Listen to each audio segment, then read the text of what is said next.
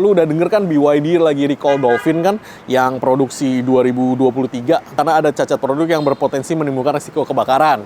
Di Indonesia itu hari ini mungkin belum ada ya insiden yang sampai gimana-gimana, nggak ada. Insidennya lebih banyak yang kagak ada spare part dan mati di tengah jalan gitu kan. Ada banyak dealernya sendiri yang kebakaran. Gue garis bawahi, dealernya yang kebakaran. Cari bengkel mobil yang tepat, ayo ke Dokter Mobil aja. Jujur, cepat dan juga lengkap, ayo ke Dokter Mobil aja. Kualitas yang terbaik, harga juga bersahabat. Percayalah, di Dokter Mobil pasti beres. Dealer BYD terbakar massal. Nah, setiap kali gue bikin video tentang EV, ya apalagi yang full EV, yang nyinyir banyak. Jadi gue makin suka gitu kan ngisengin ya kan. Yang nyinyir asli banyak banget. Ada yang bilang, kok apa kabar kok gitu kan, kantong mata udah banyak katanya ya kan. Omset gimana? Omset gue yang pasti lebih bagus dari lu bro. Enggak lah. Jadi karena gue merasa EV ini menurut gue ya terlalu di-push untuk si customer membeli cepet-cepet sehingga tidak di-riset dengan benar. Itu menurut gue ya. Orang bilang kan oke nih yang kebakar, berapa banyak kasus yang kebakar dari berapa banyak yang terjual. Ya udah sekarang gue balikin aja. Mobil ICE combustion engine berapa juta yang kejual, berapa juta yang kebakar gara-gara salah desain. Hampir tidak ada kan gitu loh. Yang kebakar gara-gara konslet, berarti ada yang tempering ya kan, pasangnya salah.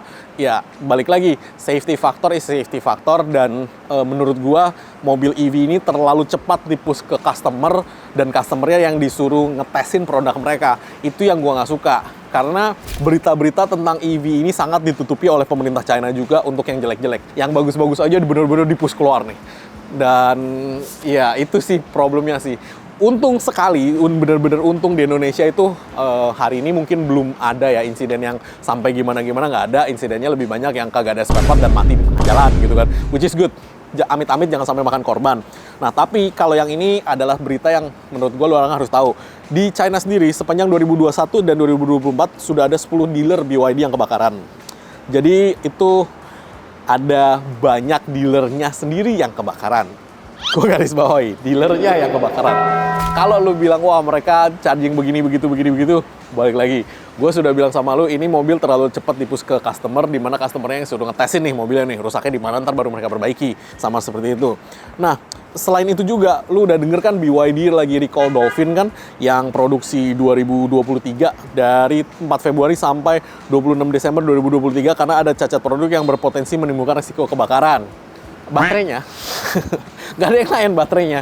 Jadi BYD di China sendiri sudah mencapai penjualan nomor 1, iya bener. Di dunia sudah mencapai penjualan nomor 1 juga, iya bener. Otomatis insiden-insiden akan terjadi, tetapi ketika insiden ini terjadi, saya juga yakin mereka akan mengimprove juga produk-produknya. Hanya saja mereka mengimprove produknya tidak secepat mereka produksi produknya itu sendiri. Karena mereka benar-benar ngegenjot semua produksinya diproduksi dan dijejelin ke semua market di seluruh dunia. Kemarin guru gue yang dari Australia juga udah bilang, udah sampai tuh 1.500 unit ya di port di Sydney, mereka tinggal turunin katanya. Oke, di Indonesia juga sudah banyak berkeliaran, di Thailand juga lebih banyak lagi, di Malaysia juga udah banyak berkeliaran. Jadi ya menurut gua sih tetap sama sih. Kalau menurut gua hari ini EV mahal di baterai dan masih beresiko di baterai.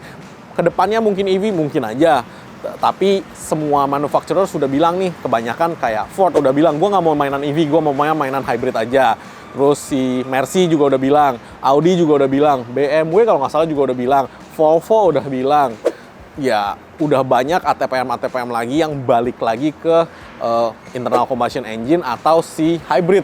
Kalau hybrid, gue dari dulu udah bilang, hybrid will be the future, akan menjadi masa depan. Walaupun hari ini konsumsi BBM-nya tidak benar-benar menurut gue wow ngirit sekali, tetapi kan itu kan akan improve di masa depan. Jadi ya, dan itu jauh lebih aman sih Pak. Gue belum pernah kedengeran mobil hybrid yang kebakaran secara nggak diapa-apain ya. Maksudnya mobil hybrid nggak diapa-apain tiba-tiba kebakaran sendiri. Gue belum pernah denger. Mobil hybrid biasanya kebakar itu ketika misalkan ada kabel yang konslet, itu udah pernah ditemper, atau digigit tikus kabelnya, atau baterainya ketabrak atau kepuncture, iya itu bisa meledak.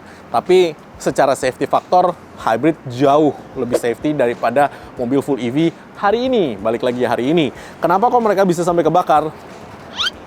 Gue denger sih dari supplier gue sih, ada salah satu jadi kan mereka kan kalau di dealer kan banyak nih mobilnya nih. Nah, ketika mereka ngecas-casin itu, katanya ya, sel-sel yang ada di situ dia bisa kebakaran tuh sama-sama. Itu juga mereka masih selidikin sih. Cuman katanya, jadi ketika mereka ngecas sama-sama itu dari satu grid itu yang ngecas rame-rame bisa kebakaran.